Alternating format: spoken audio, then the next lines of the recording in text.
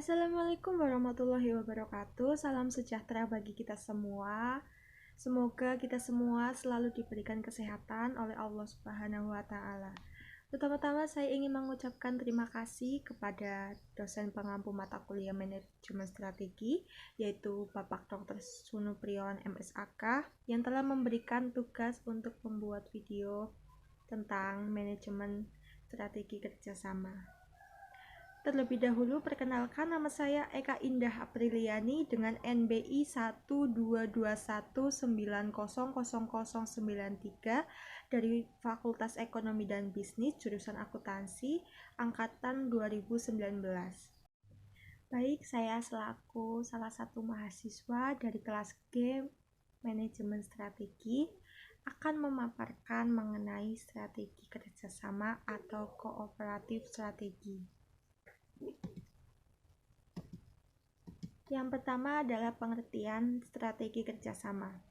Adalah suatu strategi di mana perusahaan-perusahaan saling bekerja sama untuk mencapai tujuan bersama.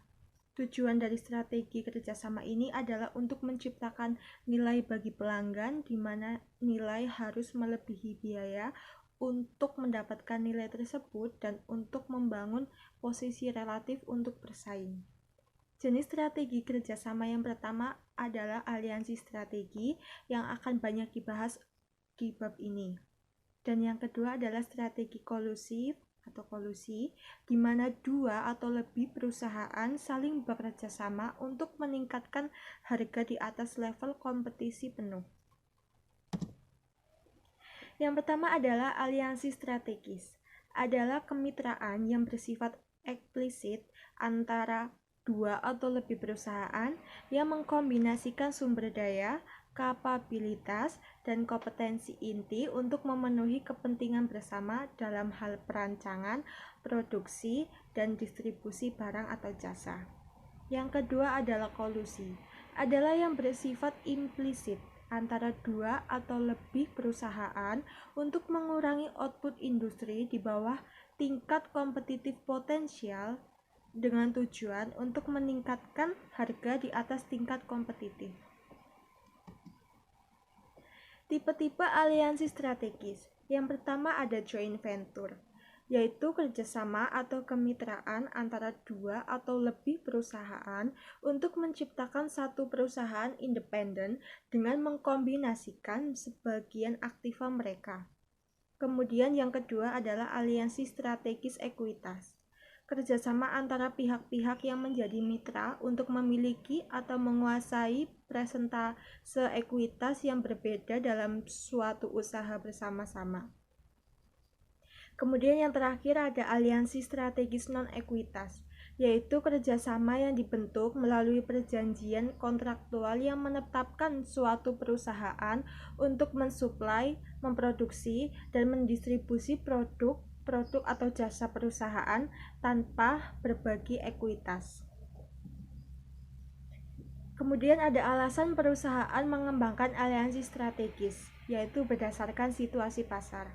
Pada saat siklus pasar lambat, alasannya yang pertama mendapatkan akses ke pasar yang terbatas, kemudian mendirikan waralaba di sebuah pasar yang baru, dan mempertahankan stabilitas pasar. Kemudian pada saat situasi pasar pada siklus standar, alasannya yang pertama mendapatkan market power, yang kedua mendapatkan akses ke sumber daya komplementer, yang ketiga membuat skala ekonomi yang lebih baik, yang keempat mengatasi rintangan perdagangan, yang kelima mendapatkan tantangan dari pesaing lain, dan yang keenam belajar ilmu pengetahuan tentang teknik bisnis baru. Kemudian yang terakhir ada siklus cepat, yaitu alasannya satu mempelajari teknik bisnis yang baru, yang kedua mempercepat perkembangan produk atau jasa yang baru, yang ketiga ada mempercepat masuk ke pasar yang baru, yang keempat mempertahankan kepemimpinan pasar, yang kelima membentuk suatu standar teknologi industri, yang keenam berbagi biaya R&D yang beresiko, dan yang ketujuh mengatasi ketidakpastian. Kemudian ada aliansi strategi dibagi menjadi 2 tingkat. Yang pertama tingkat bisnis dan yang kedua tingkat perusahaan. Yang di tingkat bisnis ada 1. Aliansi komplementer, yang kedua aliansi pengurangan persaingan, yang ketiga aliansi tanggapan persaingan, dan yang keempat aliansi pengurangan ketidakpastian. Kemudian pada tingkat perusahaan ada aliansi diversifikasi, kedua aliansi sinergistik, dan yang ketiga adalah waralaba. Yang pertama aliansi strategi tingkat bisnis. 1. Strategi aliansi komplementer dirancang untuk mengambil keunggulan dari peluang-peluang pasar dengan mengkombinasikan aktiva-aktiva dari perusahaan-perusahaan yang menjadi mitra dengan cara saling melengkapi untuk menciptakan nilai baru.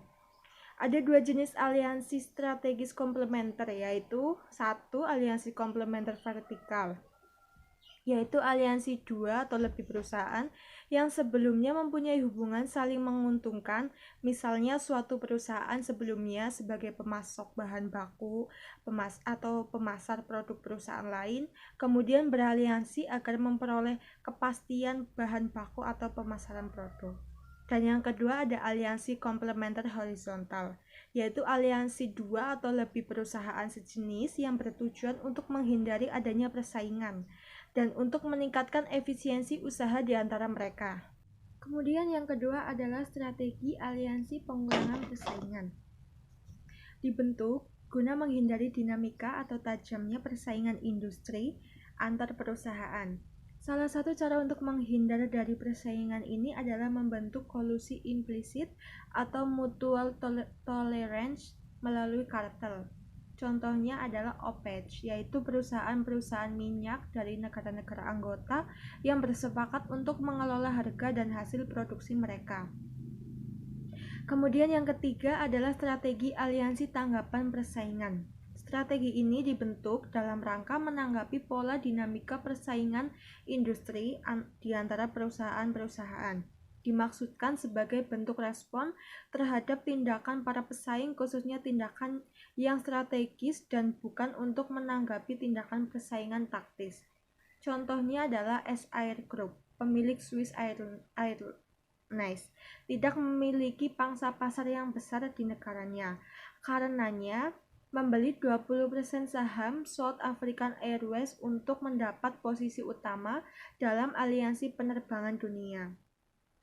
Untuk menanggapi persaingan bisnis pertelevisian nasional, TransTV membangun aliansi dengan menguasai lebih dari 50% saham TV7 atau Trans7.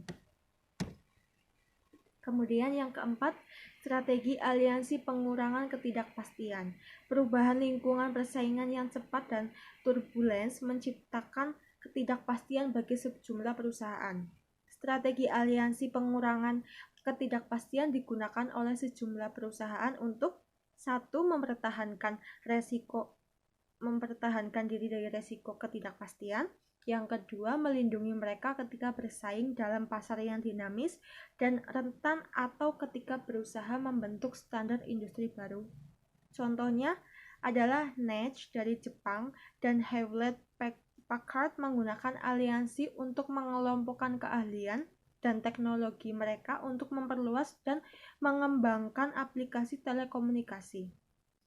Kemudian contoh yang kedua, Bapindo, Bank Eksim, BDN, dan BBD menempuh merger atau aliansi untuk menghindari persaingan ketat dunia perbankan, sekaligus untuk menampakkan kekokohannya dalam bisnis perbankan.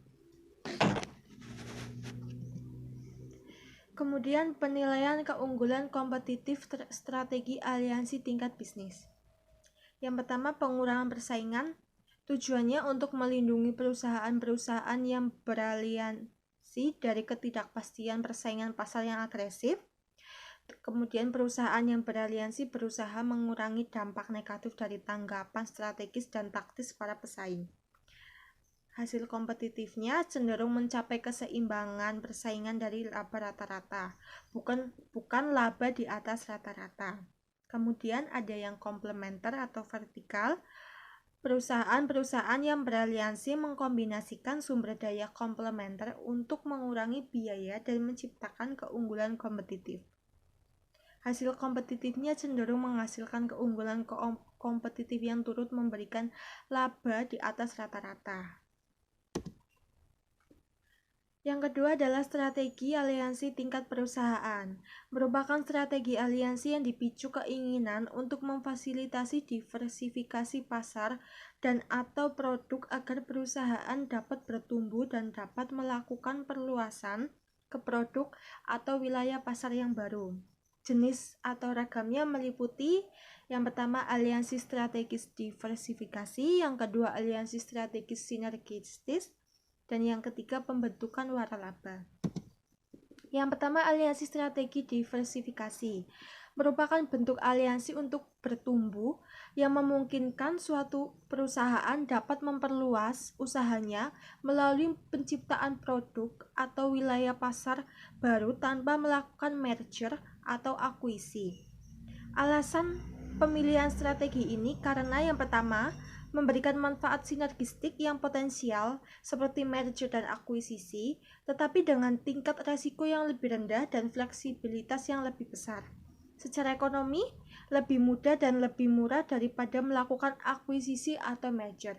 Dan yang terakhir, sebagian pemerintah ada yang membatasi akuisisi, khususnya yang horizontal. Kemudian yang kedua adalah aliansi strategis sinergistik.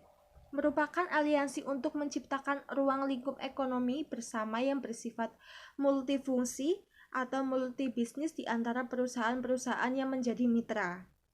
Jenis aliansi ini mirip dengan aliansi strategis komplementer horizontal, tetapi tidak dibangun melalui merger atau akuisisi.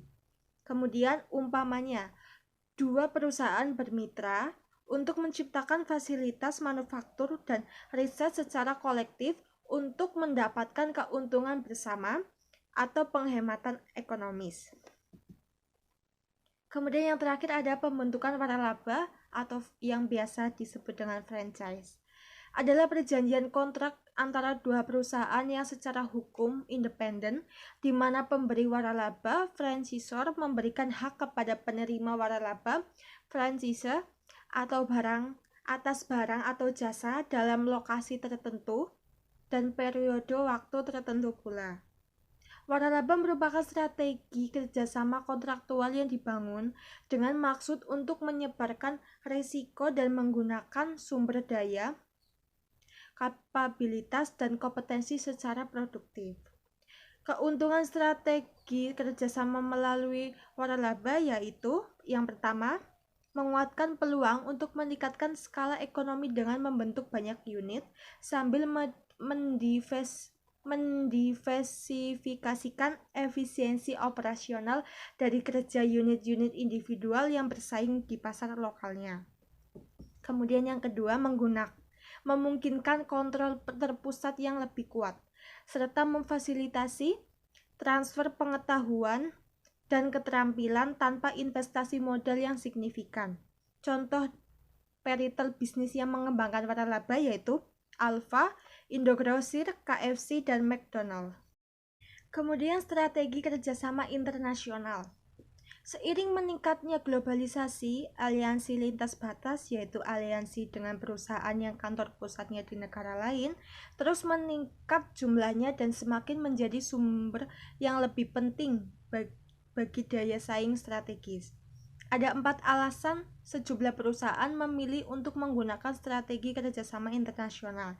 Yang pertama, secara umum perusahaan multinasional memiliki kinerja yang lebih baik ketimbang perusahaan domestik. Kemudian yang kedua, untuk menangkap peluang-peluang yang muncul di negara asal perusahaan yang bermitra. Yang ketiga, untuk mendapatkan celah-celah dari kebijakan suatu pemerintah yang lebih menekankan pada kepemilikan lokal sebagai tujuan penting kebijakan nasional.